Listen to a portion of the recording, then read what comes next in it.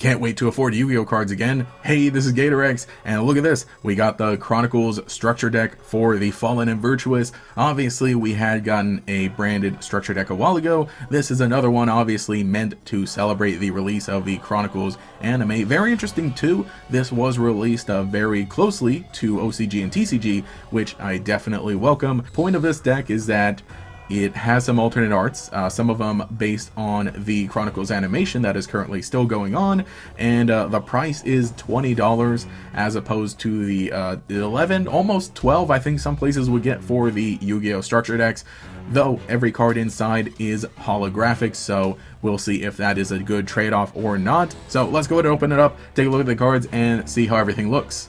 So first of all, you're going to get a playmat. Maybe we'll take a look at that later. Though, you know, just paper playmat that come inside decks nowadays, they're okay. Though, when you have one like this that was available in stores not too long ago, the other, you know, Fallen and Valbaz mat, that would probably be a little better use. Then inside we do get the cards, and right on front we got a fusion deployment in the alternate arts. You know, I'm not going to spoil too much, but I will say that I had a recording of this that kind of failed, but at least I had 3 structure decks because I wanted that. So the card you're going to get on top is actually different for everybody. So in one of them I got a triple tactics thrust with the alternate art. This one here is going to be the fusion deployment with the alternate art.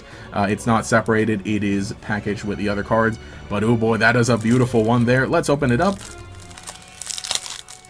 and get to the rest of the deck. So yeah, like I said, there it is, fusion deployment, a generic card that you can use in any fusion deck. However, this one is using some alternate art based on the Albaz lore, and boy does it look nice there with Albaz. And structure deck proper, we've got a Fallen of Albaz right there on the top, holographic of course. I don't think it was holo in the first one, but yeah, we got that there, and Incredible Ecclesia. And again, you know, these ones, there are your 2 lovebirds right there. However, they are using the standard artwork, so not every card is every alternate art, because alternate arts of these cards do exist.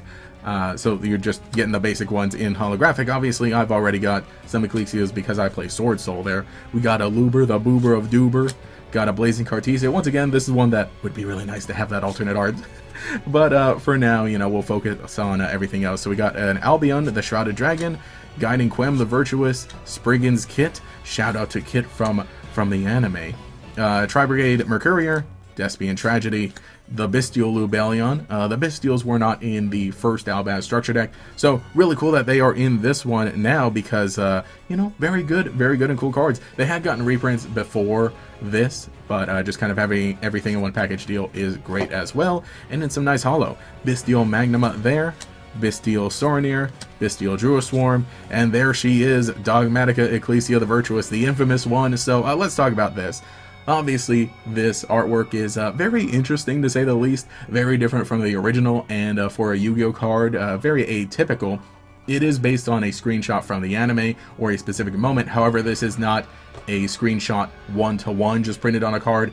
Thankfully, I'm glad that we're not getting that in Yu-Gi-Oh! It has been changed, it has been touched up a bit. Obviously, there's more front lighting on her face, so you can see it a lot better, rather than the backlight that occurs in the actual scene that she's in.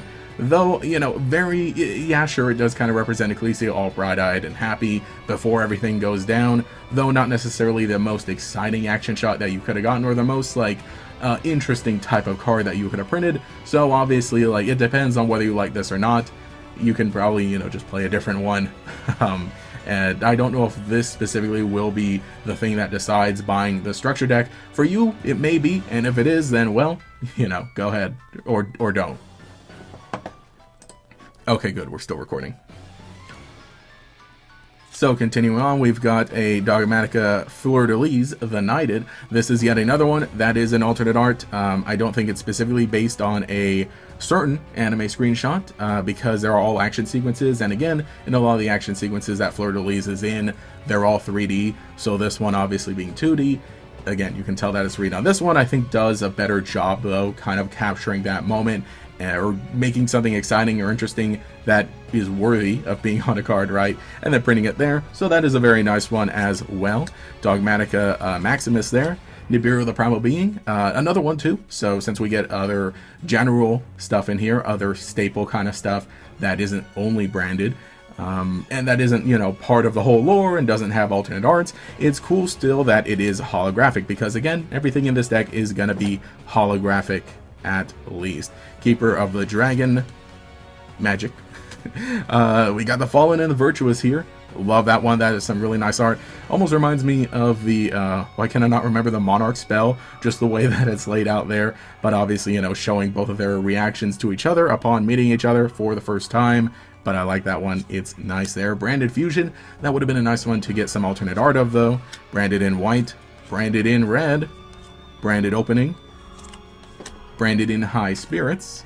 Branded Lost. Almost read that as Lost. That wouldn't be good. Branded Regain. Nadir Servant. Branded Bond. Fusion Deployment. There we go. In alternate art there. And actually, you know, we already talked about this one. I forgot. But oh boy, like I said, that one is just so worth it, I think. Triple Tactics Thrust again. We already kind of talked about that a bit, but once again, generic card. Having that nice alternate art is neat. Foolish Burial. The Gold Sarcophagus, why can't I read? Point is, you know, really nice just having those in holo, very easily available. Super Polymerization, that's a great one to have. Love activating this card, hate having it activated against me. Good one to have, because I think that even before this, it was decently priced. So, you know, one of those ones that might be worth getting the structure deck for some people. Branded Retribution, Branded Banishment, Branded Sword, Branded Beast. The Blackout Laughs, that's another generic one, interesting there. Dogmatica Punishment, oh gosh, there. Fusion Duplication, and then we're moving on to the Fusion monsters, which are, okay, the Dragon that devours the Dogma, okay. Yeah, boy, you gotta really get used to reading some of these. Love that art there, that is great. Got a Mirror Jade, the Ice Blade Dragon. I know so many of these like big long name guys, I'm just used to like, oh yeah, that's Mirror Jade. Okay, you know the first name there. We got an Albion. We got Lubellion. Got Albalanatus, the Abyss Dragon. Got a Titania or Titaniclad. Titania is the other one. Got a Brigand there. Got a Sprind, the Iron Dash Dragon. I know these guys got long names. And then we got Rindrum, the Striking Dragon. I gotta like turn it this way so I can actually read it. And then a Grand Guignol, the Dust Dragon. So also very nice too that you're getting a full, you know, holographic fusion deck there. Because I remember the original one, it had obviously a decent extra deck there, though not everything was holo. So just having the treatment here is nice, and that is 1, 2, 3, 4, 5, 6, 7, 8, 9, 10 cards for the fusion deck in one deck. I know I was looking at the back of the box here, it was pretty crazy, but hey, that is the deck. So if you're someone who does end up buying 3 copies of this, that's going to be $60 all in total, but you get a pretty good deck here because obviously Branded is still pretty good. I'm trying to think what is even hit for them. I think nothing's banned here, though maybe I think some things are semi-limited, if at all. So you'll get, you'll get a pretty good deck there. And again, getting 3, you're going to have 3 copies of each card, all the very important ones. So it ends up kind of being a little better altogether because, no longer, or at least for this one, we don't necessarily have the iconic $30 structure deck.